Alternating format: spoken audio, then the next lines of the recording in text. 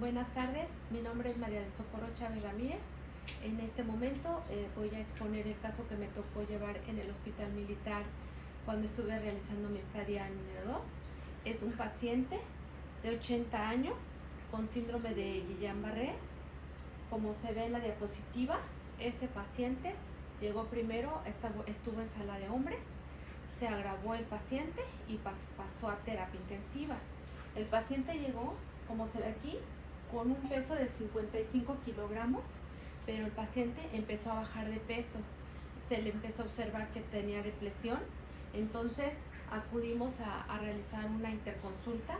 En la interconsulta se le tomaron medidas y como se ve aquí, tenía circunferencia media de pantorrilla de 25 centímetros, altura de rodilla 51.5 centímetros, circunferencia media de brazo 20.3 centímetros.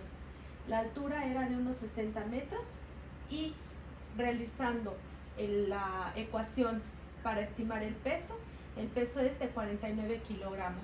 ¿Qué quiere decir? Que el paciente estaba muy bajo de peso y realizando su estimación de índice de masa corporal, el paciente resultó con 18.2 kilogramos por metro cuadrado. ¿Qué pasa o qué resulta o qué se observa? Se observa que el paciente está en estado de desnutrición. Se le preguntaron sus antecedentes heredofamiliares, fueron preguntados y negados. El paciente también hubo un momento en el que ya no pudo darnos más datos acerca de sus patologías, acerca de sus antecedentes personales. Entonces solamente los pocos que pudimos obtener fueron los que él nos dio o los que él dio cuando lo internaron. El diagnóstico médico, como dije antes, era síndrome de Guillain-Barré. El diagnóstico nutricional al momento de hacerle todo su estudio fue una desnutrición energético-proteica, evidenciada pues con sus medidas antropométricas. El síndrome de Guillain-Barré, como se ve igual en la diapositiva, es un síndrome que ataca los nervios periféricos y la médula espinal. Aquí se ve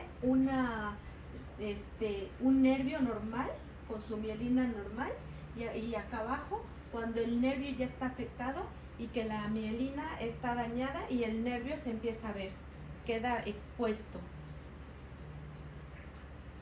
El síndrome de Guillain-Barré es un trastorno autoinmune, que quiere decir que ataca el mismo cuerpo, se ataca. Entonces, ¿qué es la mielina? La mielina es la capa aislante del nervio. Cuando ésta se daña, el nervio va quedando expuesto y cuando se empiezan a mandar las señales, ya no le llegan bien. Aquí se ve cómo el paciente se empieza a deteriorar porque empieza a presentar inflamación en los nervios y esto pues le ocasiona al paciente debilidad muscular y parálisis u otros síntomas.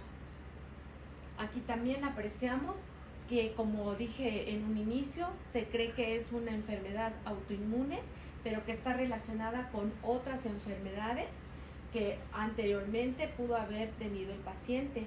Esto se le desarrolló o se le presentó a raíz de otra enfermedad. Eso es lo que se cree porque aún no se tiene una certeza.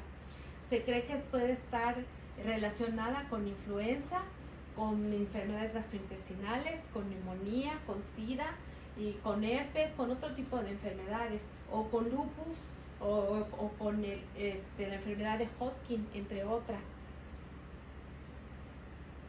Al dañarse la mielina, el paciente empieza a dejar de tener sensación en las manos, en el cuerpo. Entonces el paciente ya no siente el dolor, el calor. El paciente deja de tener sensibilidad. Las pruebas para diagnosticar esta enfermedad son análisis de sangre, análisis de orina, también es una punción lumbar y el electromiograma. El tratamiento en las primeras etapas es el aféresis o la plasmaféresis. Después se le puede empezar a aplicar lo que es la inmunoglobulina vía intravenosa, los anticoagulantes o tiene que tener a veces un soporte respiratorio, como es el caso del paciente que yo estoy presentando. El paciente, cuando yo pasé a verlo a terapia intensiva, estaba bajo soporte respiratorio.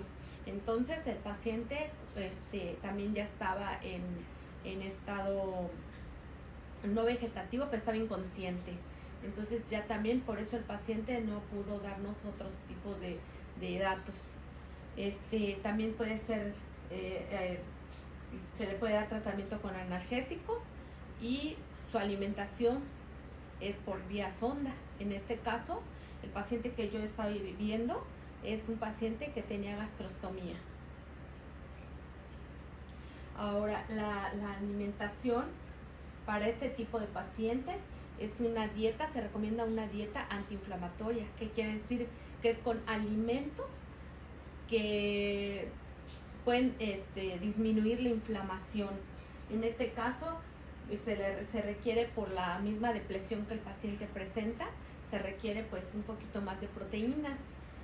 En este caso las va a obtener el atún, el pollo y el pavo, o también se le tiene que dar un poco más de cantidad de omegas, de aceites.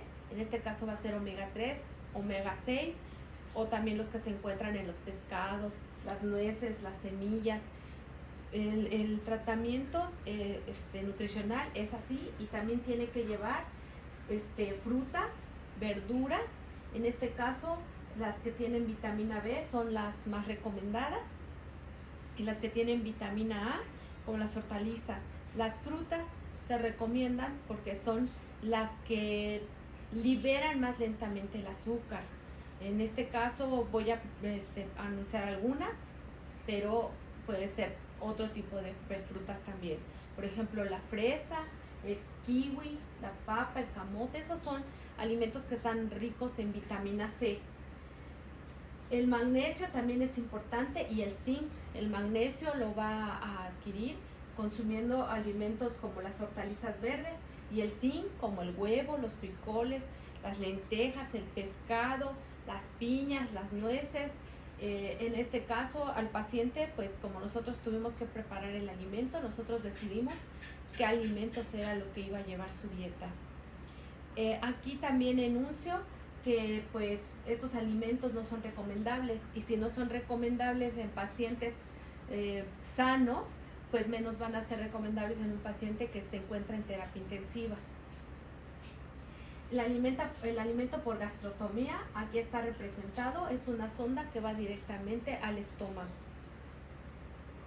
También aquí se representa la alimentación artesanal, que fue lo que se hizo después de que se le hizo el conteo de kilocalorías. Se vio qué tipo de alimentos se tenía que proporcionar o se tenían que licuar para hacer la alimentación. Yo acudí a la cocina para que se hiciera la preparación de la alimentación. Se puso a cocer pollo, frutas, verduras, y todo esto, cuando ya estuvieron cocidos, se añadieron a la licuadora para licuarlo con leche, y se le agregó un extra de caseinato de calcio.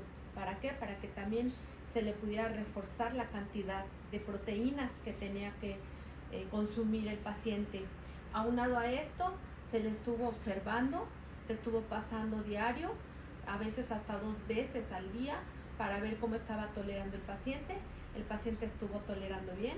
Se tiene que tener en cuenta que hay que ver si tolera y que si no deja residuos, porque de otra manera se vuelve a hacer el cálculo y se sigue estando en observación.